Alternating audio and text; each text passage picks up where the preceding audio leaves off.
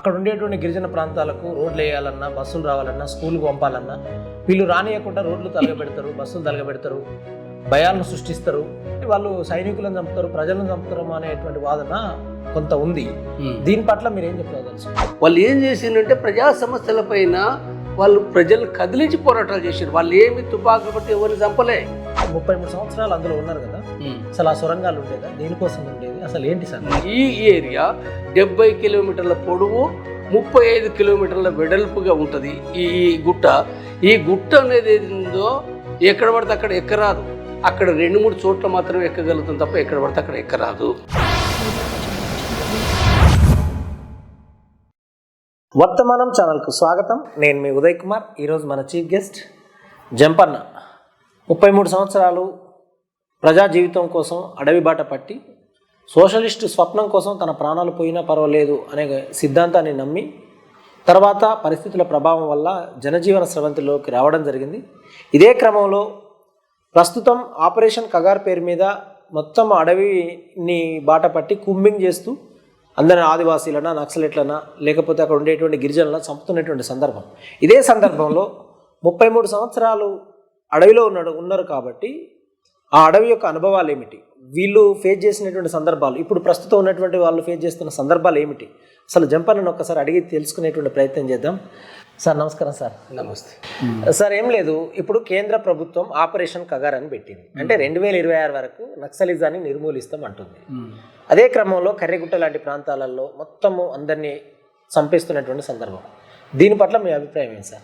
నేను ఒకటే, ఈ ప్రశ్నకు 2 రకాల జవాబులు చెప్పాలి. ఒకటో, నిర్మూలిస్తానని మాట్లాడడం అనేది చాలా చాలా చాలా రాజ్యాంగ వ్యతిరేకమైనది, అప్రజాస్వామ్యమైనది. అలాంటి మాటలు అంటే మనుషులు నిర్మూలిస్తున్న ఎప్పుడూ మాట్లాడకూడదు, ఎవరు మాట్లాడకూడదు. మావోయిస్టులు మాట్లాడకూడదు, ప్రభుత్వం మాట్లాడకూడదు. ప్రభుత్వం ఇంకా చాలా మావోయిస్టులు అంటున్నాం, వాళ్ళు ఆల్రెడీ రాజ్యాంగాన్ని వాళ్ళు ఒప్పుకోకుండా వాళ్ళు అంటే మొత్తం మిలిటరీ బలగాలు నిర్మూలిస్తూ రాజ్యాధికారం అని కొంత మాట్లాడతారు వాళ్ళు. కానీ వాస్తవంగా రాజ్యము తర్వాత ప్రభుత్వాలు ఎప్పుడు కూడా అట్లా మాట్లాడకూడదు. మన గత చరిత్ర కూడా చూడండి, ఎవరైనా మాట్లాడిరా సరే, ఈ గత చరిత్రలో ఎన్కౌంటర్లు ఉన్నాయి, ఇవన్నీ ఉన్నాయి, అది వేరే. కానీ ఈ పద్ధతిలో ఒక ప్రభుత్వం నిర్మూలిస్తని చెప్పి ప్రకటించి తిరిగి అంటే ఆ నిర్మూలిస్తారని దానికి తగినట్టుగానే ఇప్పుడు ఏం జరుగుతున్నాయి సంవత్సర కాలంలో కూడా మనం గమనిస్తుందంటే 10, 20, 30, 40 అంటే ఇదంతా నిర్మూలించుకుంటూ పోతూనే ఉందనేది ఏంటంటే ఒక దృశ్యము మొత్తం సమాజంలో బట్టి ఏంటంటే ఒక భయానకమైన వాతావరణం. వాస్తవంగా రాజ్యం ఎప్పుడు అలాంటి భయానిక వాతావరణం కల్పించకూడదు కూడా. అవును, శాంతి భద్రతల రీత్యా నువ్వు చర్యలు తీసుకునే విషయంలో కూడా ఏ చర్యలు తీసుకోవాలి, ఎంతవరకు ఉండాలి, దానికి కూడా లిమిటేషన్స్ ఉన్నాయి కదా. మన రాజ్యాంగంలో లిమిటేషన్స్ ఉన్నాయి. ఎవరైనా హింసకు పాల్పడడానికి సమాజానికి కారణాలు ఉన్నాయి, అవి కూడా ఉన్నాయి.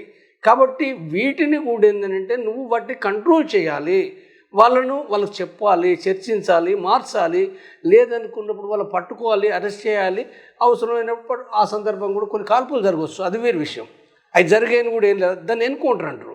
కానీ ఇప్పుడు అది ఎన్కౌంటర్ కాదు. ఇప్పుడు నిర్మూలించడం అంటే ఏమున్నది? ఇప్పుడు నిర్మూలించడం అంటే ఎక్కడ దొరికితే అక్కడ బాంబులు వేయడము, 100 మంది చుట్టుముట్టి కాల్చడము, ఇదంతా ఏంటిది? తర్వాత ఒక మావోయిస్టులే కాదు, మావోయిస్టుల పైన జరుగుతుంది. తర్వాత చాలా వార్తలు కూడా మావోయిస్టులే కాదు, ప్రజలు, ఆదివాసీ ప్రజలు, సాధారణ ప్రజలు, మావోయిస్టులు కూడా 90% ఆదివాసులే ఉన్నారు. ప్రజలు కూడా అంటే ఇప్పుడు అక్కడి కూడా ఎక్కువ మంది, 190 మంది ఆదివాసులు ఉన్నారు. ఆదివాసేతర ప్రజలు కూడా చనిపోతున్నారు. ఒక్క ఆదివాసులని కాదు, ఆదివాసేతర ప్రజలు కూడా చనిపోతున్నారు. పట్టుకొని చంపినరు అంటే మావోయిస్టులు దొరకకపోతే పారిపోతే, వాళ్ళు దొరకనప్పుడు అందరూ ఆ కోపం ఆదివాసీల పైన తీసుకోవడం. వీళ్ళు కూడా మావోయిస్టులే. అంటే ఊరంతా కూడా ఒకనాడు జనతా సర్కార్ నడిపిందే కదా. అంటే ఆ పార్టీ నిర్వహించిన దాని ప్రకారంగా ప్రజలందరూ కూడా వాళ్ళు అంటే వ్యవసాయాన్ని అభివృద్ధి చేసుకోవడం, స్కూల్స్ను డెవలప్ చేసుకోవడం, వైద్యశాలలు నిర్మించుకోవడం. అంటే ఆ పార్టీ అంటే అభివృద్ధే లేదు కదా. అభివృద్ధి ఎక్కడన్నది? అభివృద్ధి వాళ్ళే కదా మొదలుపెట్టింది. బస్తర్ అడవిలో బట్టి ఎక్కడిది?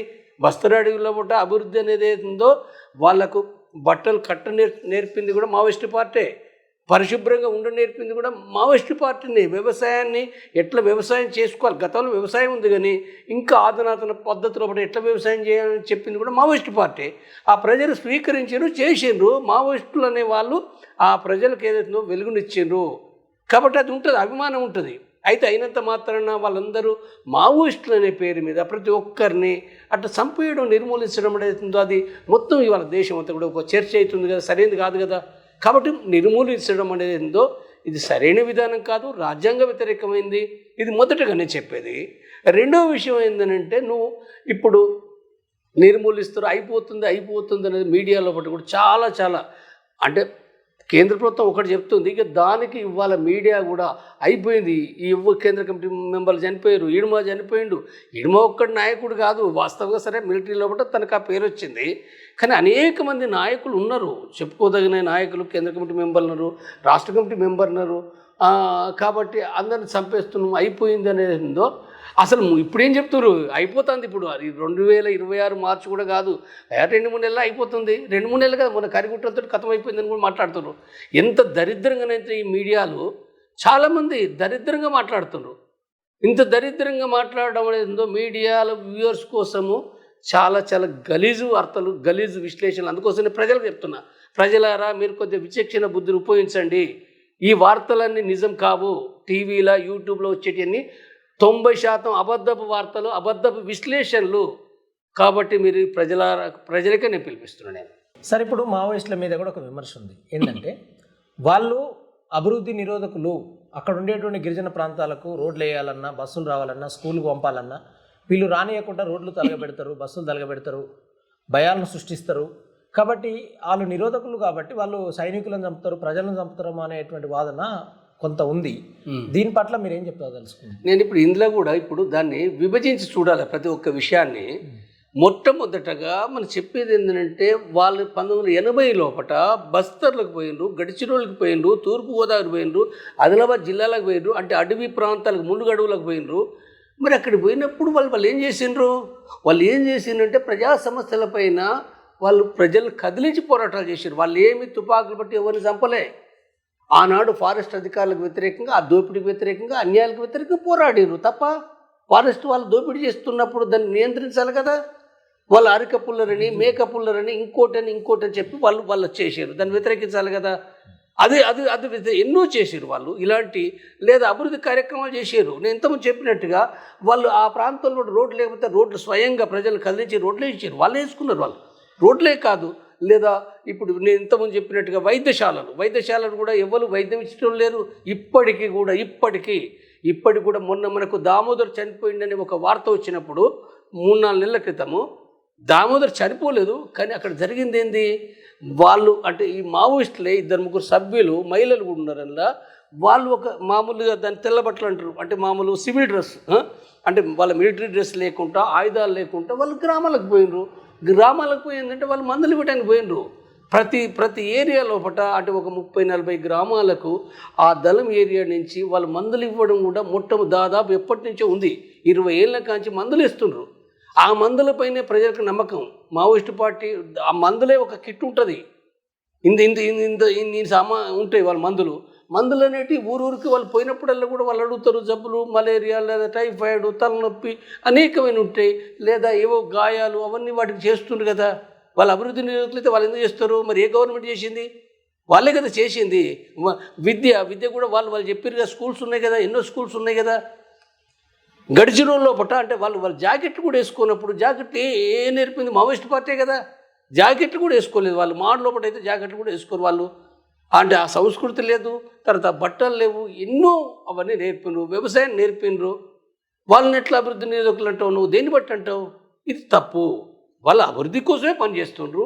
అయితే అనేకాడ వాళ్ళేమీ అక్కడ ప్రభుత్వం ఇప్పుడు కొన్ని రోడ్లను వాళ్ళు వ్యతిరేకించిన మాట వాస్తవమే. ఇక్కడ కూడా వ్యతిరేకించారు. పెద్ద రోడ్లు అంటే మామూలు రోడ్లను వేరు, లోపల అడవి ప్రాంతం లోపల ఆ రోడ్లు అనేటివి అవుతున్నాయో ఒకటో అక్కడ ఖనిజ సంపదను కొల్లగొట్టడానికి కంపెనీలు వస్తున్నాయి. కాబట్టి దాని మూలంగా అక్కడ ఏదైనా పర్యావరణం దెబ్బతింటుంది, వాళ్ళ సంస్కృతి దెబ్బతింటుంది, వాళ్ళు పరాయి అవుతారు. కాబట్టి వ్యతిరేకించారు ప్రజలు. ఒక్క మావోయిస్ట్ పార్టీ కాదు, ప్రజలు మొత్తంగా వ్యతిరేకించారు. ఇదొకటి. లేదా కొన్ని సందర్భాల్లో బట్టి ఇంకా కొన్ని మాట్లాడచ్చు. ఏమున్నది, బస్సులను దగ్ధం చేశారు కదా, కొన్ని ఆఫీసులను దగ్ధం చేసిందంటే వాస్తవే, అది నిజమే, దాంట్లో ఏం చేయలేదని కాదు. అది ఎందుకు చేసింది అనుకున్నప్పుడు ఎన్కౌంటర్లకు వ్యతిరేకంగా, బూటకు ఎన్కౌంటర్లకు వ్యతిరేకంగా చేసిండ్రు. అయితే దాన్ని కూడా ఆ తర్వాత వాళ్ళు బంద్ పెట్టుకున్నారు. మొదట చేశారు, చాలా కాలం చేశారు, ప్రజలు కూడా వ్యతిరేకించారు. అంటే ఎన్కౌంటర్లు నిలుస్తారు, మీరు చేస్తే యుద్ధం చేయండి, ఇంకోటి చేయండి, కానీ మరి మేము అంటే పోయే బస్సులను ఇట్లా కాలపెట్టకూడదు కదా, మా ఈ ఆఫీసులు కూడా కాలపెడితే మాకే నష్టం కదా అన్నారు. పార్టీ గ్రహించింది, బంద్ చేసింది. కానీ వాళ్ళు ఎప్పుడూ కూడా ఇప్పుడు అట్లా అనుకుంటే మరి ఇప్పుడు ఎన్నో రోడ్లు వేస్తారు, ఎన్నో కంపెనీలు వేస్తారు, వాళ్ళు ఎక్కడ వాళ్ళు అవన్నీ చేసారు? చేయాలంటే కంపెనీకి వచ్చి బాంబులు పెట్టరాదా వాళ్ళకు? తప్పది. ఆ ప్రచారం అనేది ఉందో ఇవి ఉన్నప్పటికి కూడా వాళ్ళ అభివృద్ధి నిరోధకులని అంటే మరి వాళ్ళ అభివృద్ధి వాళ్ళు దేనికోసం చేస్తున్నట్టు అంటే కాబట్టి ఇది తప్పుడు అభిప్రాయం, ఇది సరైనది కాదనేది నేను చెప్పేది.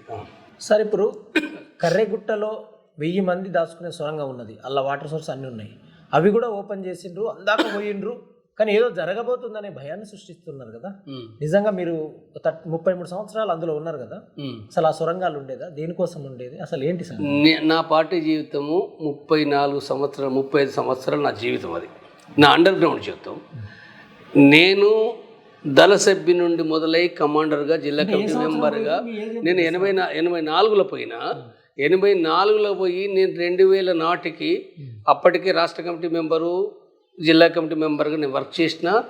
2000 తర్వాత నేను తెలంగాణ సెక్రటరీగా ఉన్న, సీసీ మెంబర్గా ఉన్న, సిఎంసి మెంబర్గా ఉన్నా. అంటే నా సగ జీవితము సీసీ లోపల కేంద్ర కమిటీలో నా జీవితం ఉంది. ఇక్కడ మీరు కరిగుట్టలు అంటున్నారు కాబట్టి కరిగుట్టలు అనేటి అయితేనే ఒకప్పుడు అంటే ఆర్గనైజేషన్ రీత్యా దండకారణ్యంలో భాగం అవి.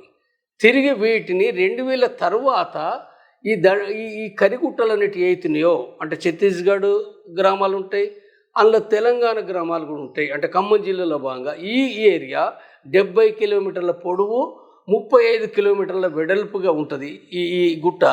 ఈ గుట్ట అనేది ఏది ఉందో ఎక్కడ పడితే అక్కడ ఎక్కరాదు.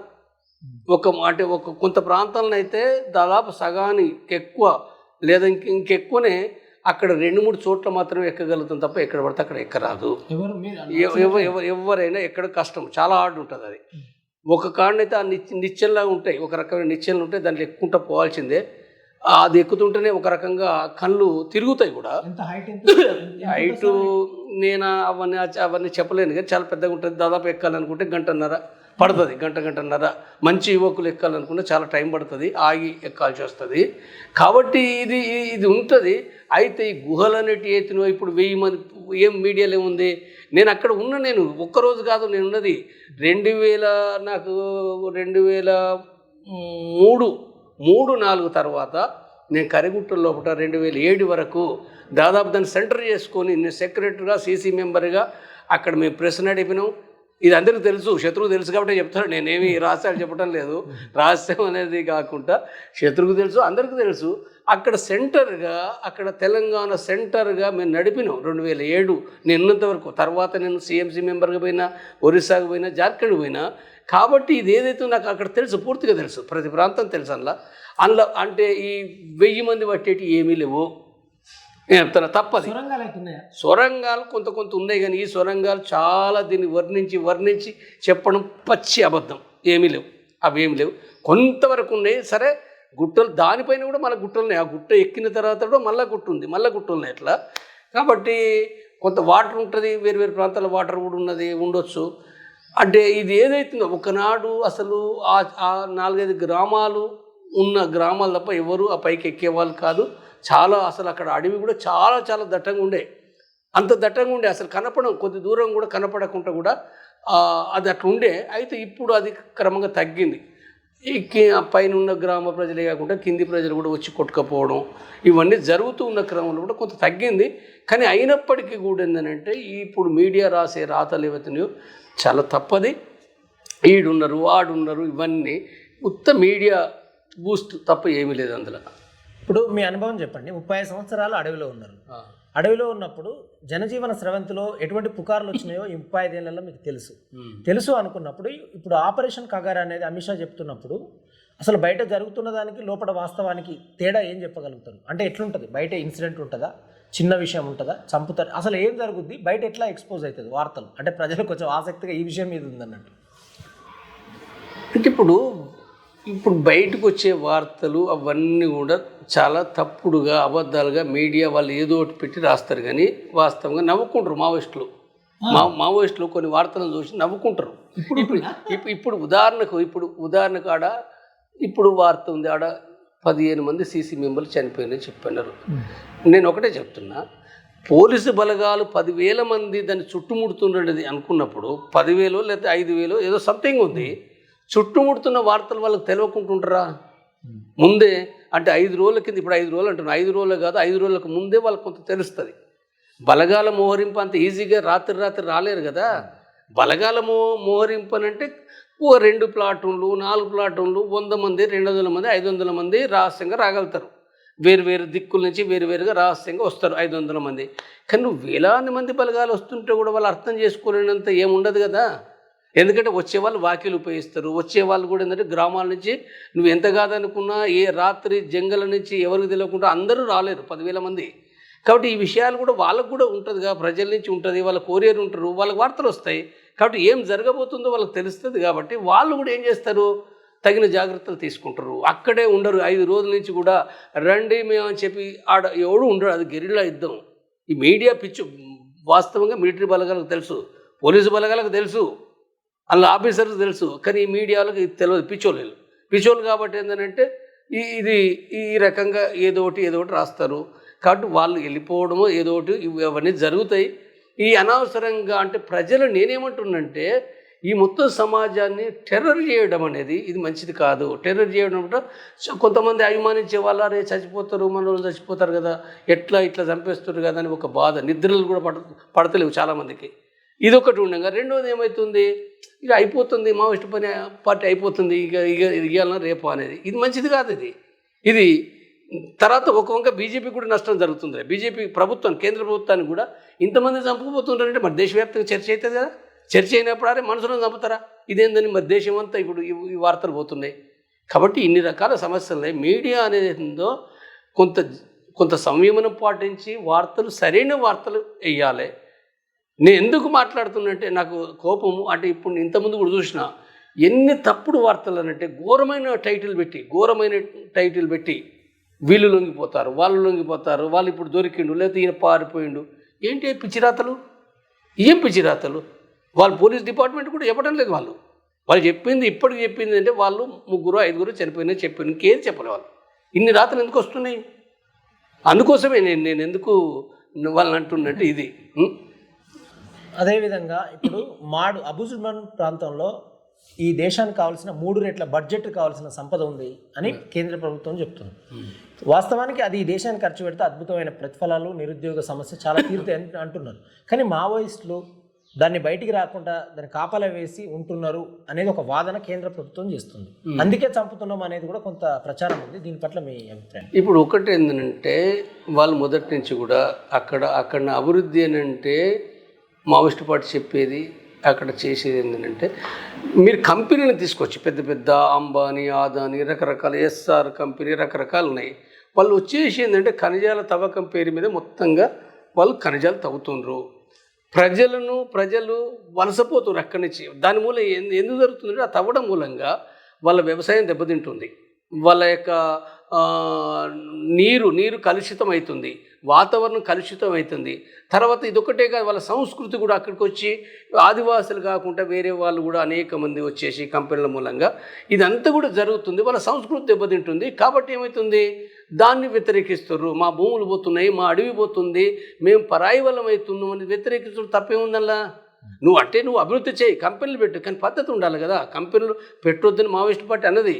కానీ ఏదైతే ఉందో ఇష్టం వచ్చినట్టుగా అరాచకంగా ఏదైతుందో ఇప్పుడు అక్కడే కాదు, ఇప్పుడు మరి మన తెలంగాణలో హైదరాబాద్లో ఇక్కడ కూడా మరి జరిగితే వ్యతిరేకిస్తారు కదా. అంటే నువ్వు ఏది చేయి, కానీ ఈ అభివృద్ధి అనేది అవుతుందో అక్కడ ప్రజల యొక్క అభిప్రాయాలు ఏంటి, వాళ్ళ భూములు ఏం పోతున్నాయి, వాళ్ళ ఏం నష్టం జరుగుతుంది, వాళ్ళతో విచారించి సరైన పద్ధతిలో కూడా ప్రజలకు మేలు జరిగే విధంగా చెయ్యి. దీన్ని ప్రజలు ఒప్పుకుంటారు. ఒక్క ఛత్తీస్గఢ్ ఆదివాసీ ప్రజలు మాత్రమే దేశంలో ఎక్కడైనప్పటికీ కూడా కంపెనీలు ఇప్పుడు మరి బెంగాల్ లోపల కూడా చేసింది కదా, టాటాకు వ్యతిరేకంగా చేసింది కదా, కళింగనగర్లో చేసిండ్రు, అనేక సింగూరులో లేకపోతే నందిగ్రామ్లో ఎందుకు చేస్తున్నారు? వాళ్ళని ఆదివాసులు కాదు కదా. దాంట్లో చాలామంది బుద్ధిజీవులు ఉన్నారు, చాలామంది చదువుకున్న వాళ్ళు అందరూ చేస్తున్నారు కదా. కాబట్టి ఏ అభివృద్ధి అయినా అంటే ప్రజల కోణం నుంచి నువ్వు చేయాలి. ఓన్లీ పెట్టుబడిదారుల కోణంలో ఒకటి చేయకు. పెట్టుబడిదారులను తీసుకొచ్చేసి నువ్వు ఇది పెట్టేస్తా ఇది అభివృద్ధి అనేది ఎట్లా? అది కరెక్ట్ కాదు. సార్ అదేవిధంగా మీరు 2-3 రోజుల క్రింద రాష్ట్ర ముఖ్యమంత్రిని కలిసిరు పౌర సంఘాలతోటి. అసలు మీకు మావోయిస్ట్ పార్టీ మీద ఇంట్రెస్ట్ ఉందా? అవకాశం వస్తే మళ్ళీ పోవాలనుకుంటున్నారా, లేకపోతే అల్లకెళ్ళి బయటకు వచ్చినప్పుడు మీకు అవసరం లేదు పోవడం? ఏ కాంటెక్స్ట్లో పోయిండ్రు అని తెలుసుకోవచ్చు మేము. నేను పోవడానికి ఆనాడు ఆ పార్టీ ఈ దేశ విముక్తి చేస్తుంది అనే దాంతో ఈ ప్రజల కోసము నేను ఆనాడు పోయిన. నేను కోరుకున్నది సమానత్వం. కులాలు ఉండకూడదు, మతాలు ఉండకూడదు, అణచివేతలు ఉండొద్దు, అన్యాయాలు ఉండొద్దు, అంతరాలు ఉండకూడదు. స్త్రీ పురుషులు అనే వాళ్ళు కూడా సమానంగానే ఉండాలి. స్త్రీలు తక్కువ, పురుషులు ఎక్కువ అంటే ఈ సమాజం ఉంది.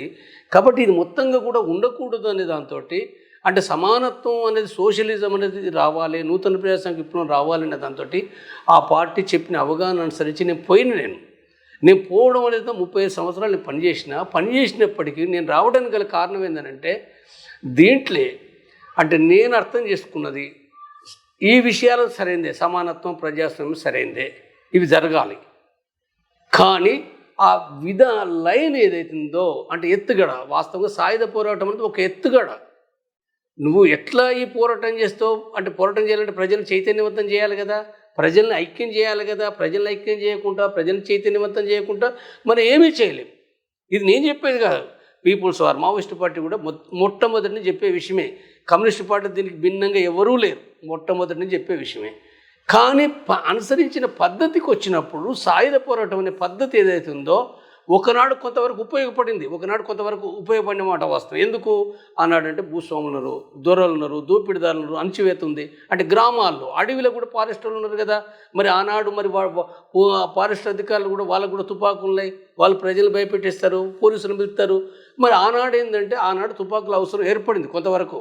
ఆనాడు అంటే భూస్వాములకు వ్యతిరేకంగా లేదా దోపిడిదారులకు వ్యతిరేకంగా, వడ్డీ వ్యాపారులకు వ్యతిరేకంగా ఆనాడు తుపాకుల అవసరం ఏర్పడింది. అయితే ఇవ్వాలా ఆ తుపాకులతోటి ఈ సమాజంలో పట్ట అవసరం అని అంటే దాన్ని పట్టగలిగే పరిస్థితి లేదు, దాన్ని పోరాడే పరిస్థితి లేవు. సమాజంలో చాలా మార్పులు వచ్చినాయి. అణచివేత వేరే రూపంలో మారింది, అణచివేత, దోపిడీ, అన్యాయాలు వేరే రూపంలో మారినాయి. అది ఎట్లా మారింది? పెట్టుబడిదారుల దోపిడీగా మారింది. పట్టణంలో కూడా చాలా ఉందిగా దోపిడీదారులు. మనం అనేక విషయాలు చెప్పవచ్చు, చాలా ఉదాహరణలు చెప్పవచ్చు. అడవిలో కూడా అదే కదా. అడవిలో కూడా ఇప్పుడు మనం ఇంతకుముందు ఖనిజాలను మాట్లాడుతున్నాం. ఎవడు దోపిడీ చేస్తుండు? పెట్టుబడిదారులు కదా, పెట్టుబడిదారులే కదా, వాళ్ళ ఖనిజ సంపద దోపిడీ చేయడం కదా. కాబట్టి ఇవ్వాలా అని అనుకున్నప్పుడు ప్రజలను చైతన్యవంతం చేయడం ద్వారా మాత్రమే తప్ప, ఈ ప్రజలను కూడగొట్టి మాత్రమే తప్ప మనం దీన్ని మార్చగలుగుతాం తప్ప వేరే ఏ పద్ధతి లేదు. కొద్దిమంది సాయుధ పోరాటం అంటూ కొద్దిమంది, అతి తక్కువ మంది మనం చేయడం ద్వారా ముందు నిలబడ్డలో చనిపోతారు తప్ప, ఎందుకంటే అలాంటి పరిస్థితులు లేవు ఇవాళ భారతదేశంలో. లేనప్పుడు కూడా మనం మన విధానాన్ని మార్చుకోవాలి. నేను చెప్పింది అదే, ఇవాళ ఆ పరిస్థితులు మన విధానాన్ని మార్చుకోవాలి. అయితే వాళ్ళ త్యాగాలు చాలా గొప్పవి, వాళ్ళు ప్రజల కోసం పనిచేస్తారు, దాన్ని ఎక్కడ మనం తప్పటం. వాళ్ళు సమానత్వం, ప్రజాస్వామ్యం ఏవైతే విషయాలు చెప్తుండ్రో అవి మనం ఎక్కడ తప్పవటాల్సింది లేదు. కాబట్టి వాళ్ళ విధానాన్ని మార్చుకొని ఇప్పుడున్న పరిస్థితుల్లో పట్ల ఇప్పటికైనా ఏంటంటే వాళ్ళ విధానాన్ని మార్చుకోవాలి. ఇప్పుడు శాంతి చర్చలు అనేది అవుతుందో, శాంతి చర్చల సందర్భంగా కూడా ఏంటంటే వాళ్ళ స్పష్టంగా ఈ చర్చల్లో కూడా ఏం చేయాలి? స్థిరమైన శాంతిని స్థాపించడానికే. స్థిరమైన అంటే చర్చలు అనే ఒక అంశం వచ్చింది కాబట్టి ఒక స్థిరమైన శాంతి, శాశ్వతమైన శాంతి అంటే యుద్ధం. నేను చెప్పేది ఏంటంటే ఇరు పక్షాలు చేసే యుద్ధం ఏదైతుందో ఇప్పుడు అందుకోసం కాల్పుల విరమణ చేయండి, చర్చలు చేయండి అంటే ఇప్పుడు మావోయిస్టు వాళ్ళు చెప్పారు. వాళ్ళు స్పష్టంగానే దాదాపు అంటే మనకు 3 లేదా 4 ప్రకటనలు వాళ్ళకి వచ్చినాయి. కేంద్ర కమిటీ నుంచి అభయ్ పేరు మీద 2 ప్రకటనలు వచ్చినాయి. తర్వాత మరొక 3 ప్రకటనలు రూపేష్ పేరు మీద ఒక స్టేట్ కమిటీ నాయకుడు తను చెప్పినవి కూడా ఏంటంటే చాలా అంటే సమాజాన్ని ఆలోచింపజేసే విధంగా ఉన్నాయి. తను చాలా పాజిటివ్గా, చాలా ప్రజలందరినీ ఆలోచింపజేసే విధంగా తను మాట్లాడాడు. వాళ్ళు మాట్లాడడం అయితే మేము చర్చలకు సిద్ధమే, మేము నిజాయితీగా చెప్తున్నాం, మేము మా అంతటా మేము కూడా ఎక్కడ కూడా మేము పోలీసులు చంపడానికి మేము వద్దు అని చెప్తున్నాం. మేము మా అంతటా మేము 4 రోజులు మేము అది చేస్తున్నాం మేము. కాబట్టి ఇది ఏదైతుందో ఇది బయట శాంతి కోరే ప్రజలారా, ప్రజాసంఖ్య వాళ్ళరా మీరు ఆలోచించండి. ప్రభుత్వాలు కూడా ఆలోచించాలని. ఏదో తిట్టడం వాళ్ళు ఏం తిడతలేరు, ప్రభుత్వాలను కూడా ఏం తిడతలేరు, బీజేపీ ప్రభుత్వాన్ని కూడా తిడతలేరు, ఇతర రాష్ట్ర ప్రభుత్వాలను కూడా తిడతలేరు. మీరు ఆలోచించండి. దానికి ఇప్పుడు మనకు ఛత్తీస్గఢ్ ఉప ముఖ్యమంత్రి విజయ్ శర్మ తను ఏమన్నాడంటే చర్చలకు మేము సిద్ధమే అని చెప్పి మాట్లాడాడు. అయితే దాంతోపాటుగా మీరు ఆయుధాలు విసర్జించాలన్నాడు. విసర్జించాలని అంటే రూపేష్ కూడా చాలా మంచి సమాధానం ఇచ్చాడు. సమాధానం అంటే చర్చలకు రావడం అంటే వస్తామనను, మేము వెల్కమ్ చేస్తున్నాం అని చెప్పి మాట్లాడాడు. దాంతోపాటు ఏమన్నాడు, ఆయుధాల విషయం కూడా మీరు అన్నదాన్ని ఎజెండాల భాగంగా అక్కడ చర్చిద్దాం, ఎజెండాల భాగంగా చర్చిద్దాం అన్నాడు. మేము ఆయుధాలు దించమని ఆ మాట అనలే. మనం చాలా జాగ్రత్తగా గమనించాలి. మనం ఫస్ట్ ఎజెండా అంటే ఫస్టే కదా, రాగానే కదా నువ్వు చర్చించేది. నీకేం నష్టం? ఇప్పుడు చర్చించు, రాగానే చర్చించు. మీరు అదే పాయింట్ అందరు ఉన్నారు కదా, దేశంలో కూడా చాలామంది మేధావులు ప్రజాస్వామ్యవాదులు ఉన్నారు, శాంతి కమిటీ ఉంది, అందరి సమక్షంలో మాట్లాడినప్పుడు వాళ్ళు మరి నువ్వు అన్నావు కదా అని మాట్లాడు, నీకేం నష్టం? కేంద్ర ప్రభుత్వం ఆలోచించవచ్చు కదా. వాళ్ళు ఏం అబద్ధం మాట్లాడుతున్నారా, ఏమైనా జిత్తుల మారిగా మాట్లాడుతున్నారా, మొదటి రోజే తేలిపోతుంది. నీకేం నష్టం లేదు కేంద్ర ప్రభుత్వానికి. వాళ్ళు వస్తారు, వచ్చిన తర్వాత నువ్వు మాట్లాడు, అందరూ చూస్తారు, వాళ్ళు చెప్తారు కదా. చెప్పేదంటే వాళ్ళకు కూడా కొన్ని డిమాండ్స్ ఉంటాయి కదా. ఉత్తగానే అంటే ఇప్పుడు అవును మేము అది అన్నప్పుడు కొన్ని డిమాండ్స్ ఉంటాయి కదా, ప్రజల డిమాండ్లు ఉంటాయి. వాళ్ళ డిమాండ్లు ఏంది? వాళ్ళ సొంత కుటుంబం కోసం కాదు, వాళ్ళ ఉద్యోగాల కోసం కాదు. ఫస్ట్ వాళ్ళ డిమాండ్స్ ప్రజల డిమాండ్లు. ఆ ప్రజల డిమాండ్లు అంటే ఏముంటాయి అలా? ఏమో రాజ్యాధికారం ఏమి కోరరు వాళ్ళు. అంటే రాజ్యాధికారం కోసం పోరాడుతున్నది నిజమే, కానీ వాళ్ళెందుకు రాజ్యాధికారం కోసం ఇప్పుడు ఇళ్ళ డిమాండ్ పెడతారు? నువ్వు ప్రభుత్వాన్ని ఇయ్యని అంటారా రాజ్యాధికారం? వాళ్ళు ఎందుకు ఇస్తారు, వీళ్ళు ఎందుకు అడుగుతారు? వాళ్ళంతా తెలియదొక్కలేం కాదు కదా. లేకపోతే మొత్తం భూములన్నీ పంపిణీ చేయండి ఇప్పుడు అని అంటారా? 50 ఏళ్ళు పోరాడతారా అంతే ఇప్పుడు ప్రభుత్వంతో చర్చలు అంటే వాళ్ళు నువ్వు భూములన్నీ ఇప్పుడు మొత్తం పంపిణీ చేయండి వాళ్ళు అంటారా? ఏమి అనరు. ఏమంటారు? కొన్ని ప్రజల డిమాండ్లు పెడతారు కొన్ని తప్పనిసరిగా. సార్ ముఖ్యమంత్రి ఎలా స్పందించారు? ముఖ్యమంత్రి గారు అంటే మేము ఇచ్చిన మెమోరాండం ఇచ్చినాము. మెమోరాండం ఇచ్చి ఏంటంటే మేము చెప్పింది మెమోరాండంలో ఏంటంటే మీరు అంటే రాష్ట్రంలో కేంద్ర ప్రభుత్వాన్ని కోరుతున్నాం, మీరు కూడా ఈ రాష్ట్రంలో కాల్పుల విరమణ పాటించండి. తర్వాత ఈ చర్చలు అనే విషయాన్ని కూడా శాంతి చర్చలు దాన్ని నిర్ణయాత్మక పాత్ర కేంద్ర ప్రభుత్వమే, మీరు కూడా ఇందులో భాగస్వాములు కాండి, మీరు కూడా ప్రకటనలు చేయండి అనే విషయాన్ని. తర్వాత ఇక్కడ ఎన్కౌంటర్ జరగొద్దు అనే విషయం చెప్పినాము. అట్లా నిర్మూలన ద్వారా ఇది సమాప్తం కాదనే విషయం చెప్పినాం. తర్వాత నెక్స్ట్ ఇంకొకటి ఏంటంటే ఇప్పుడు కరిగుట్టలు కూడా ఇప్పుడు చుట్టుముట్టిన నేపథ్యంలో కూడా ఇది మంచిది కాదు అనే విషయం చెప్పినాం. మేము చెప్పినప్పుడు ఏంటంటే విన్నాడు, సావధానంగా విన్నాడు. ఇని కూడా ఏంటంటే తను మాట్లాడింది చాలా అదిగానే, అంటే ఇది నక్సలైట్లను నిర్మూలించడం అనేది సరైనది కాదు, ఎన్కౌంటర్ల ద్వారా నిర్మూలించలేము. కాబట్టి ఇది ఆర్థిక రాజకీయ శాంతి భద్రతల సమస్య. కాబట్టి మేము ఆ రకంగానే చూస్తాము. కొన్ని ఏమైనా గతంలో పొరపాట్లు జరిగితే సరే అవన్నీ మేము సెటిల్ చేసుకుంటాము. కాబట్టి ఈ కరిగుట్టలు కూడా మా బలగాలను పంపలేదు, మేము పంపము.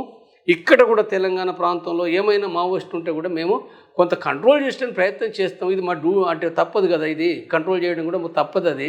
కాబట్టి అవి ఏమైనా కేసులు ఇట్లుంటే కూడా వాటిని మేము తొలగిస్తాం అనేదో.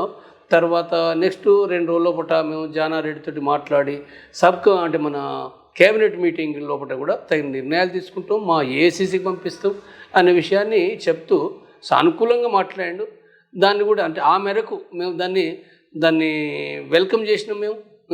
కాబట్టి అయితే ఇది ఏదైతుందో అంటే దాని మూలంగా ఏం జరుగుతుంది, దాని మూలంగా ఏంటంటే ఒక ప్రభావం వేస్తుంది పూర్తిగా. మొత్తం దేశంలో కూడా కాల్పుల విరమణకు ఇక్కడ తెలంగాణ ప్రభుత్వం చేయలేదు, ఆ మేరకు తను కంట్రోల్ చేస్తాను బహిరంగ ప్రకటించండి, మంచిదే కదా, అది జరగాలి కదా. ఇవన్నీ అంటే నేను ఈ సందర్భంగా నేను చెప్పేది అంటే ఇప్పుడు కేసీఆర్ కూడా అక్కడ అదే రోజు కూడా మాట్లాడాడు. తను కూడా ఈ కగారును వ్యతిరేకిస్తూ బలగాలు ఉన్నాయని చెప్పి చంపడం సరైనది కాదని చెప్పి తను కూడా మాట్లాడాడు. కాబట్టి ఈ రెండింటి విషయంలో పట్ల కూడా సరైన అంటే మేమే కోరుతున్నాం కదా. మేము కోరుతున్నది ఏంటంటే అందరికీ చెప్తున్నాం, ప్రభుత్వాలకు చెప్తున్నాం, వివిధ పార్టీలకు చెప్తున్నాం, ప్రజా సంఘాలకు కూడా చెప్తున్నాం, బీసీ సంఘాలకు చెప్తున్నాం, దళిత సంఘాలకు చెప్తున్నాం, అనేకమైన సంఘాలు, పర్యావరణ సంఘం కావచ్చు, ఏదైనప్పటికీ వాళ్ళకి గాంధీవాదులు కావచ్చు, లేదా వాళ్ళకు మావోయిస్టులపైన విమర్శలు ఉండొచ్చు, 190 విమర్శలున్నా ఇప్పుడు శాంతి అనేది మేము కోరుతున్నాం. సార్ 35 ఏళ్ళు అడవిలో ఉన్నారు కదా, ఎన్నిసార్లు మీ ప్రాణాలు పోయే అవకాశం ఉన్నా తప్పించుకున్నారు? ఒకటోది. రెండోది, మీరు అడవి నుంచి జనజీవన స్రవంతిలోకి వచ్చే ముందు ఎన్ని రోజులు జైల్లో ఉన్నారు? మిమ్మల్ని ఏమైనా ఇబ్బందులు పెట్టారా, టార్చర్ పెట్టారా? అసలు రహస్య ప్రాంతాలు ఏంది ఏం కదా? ఎందుకంటే ఆర్కేకు ఎంత తెలుసో నల్లమల్ల గడ్చిరోలి జంపన్న కూడా అంత తెలుసు అనేది ఒక ప్రజల్లో ఒక అంశం ఉంది సార్, దీని పట్ల మీరు ఇప్పుడు ఒకటి, నా 35 సంవత్సరాల జీవితంలో కూడా నా జీవితం అంతా కూడా 2007 వరకు, 84 నుంచి 2007 వరకు ఉత్తర తెలంగాణే నా ప్రధాన కార్యక్షేత్రం. ఉత్తర తెలంగాణ అంటే ఈ ములుగు అడవి, ఖమ్మం అడవి, కరీంనగర్ అడవి, అంటే దాన్ని ఖమ్మం, వరంగల్, కరీంనగర్ అడవి ప్రాంతం అని అంటుంది. దాంట్లో ఉంటూ తర్వాత కరీంనగర్, వరంగల్, తర్వాత నిజామాబాదు, ఆదిలాబాదు, అంటే ఈ జిల్లాలు లోపల నా ప్రధాన కార్యకలాపాలు కొనసాగినాయి.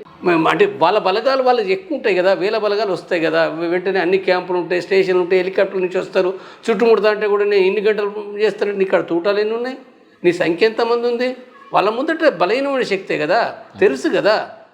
వాళ్ళే బలమైన వాళ్ళు. ప్రభుత్వం ఎప్పుడు బలమైంది, ఇవ్వాలి కదా, 80 నుంచి బలమే, ఎప్పుడైనా బలమే, ఇవ్వాలే బలమని కాదు. వాళ్ళకు తెలుసు తమను తాము రక్షించుకుంటూ యుద్ధం చేయడానికి విధానం వాళ్ళది. సార్ ధన్యవాదాలు.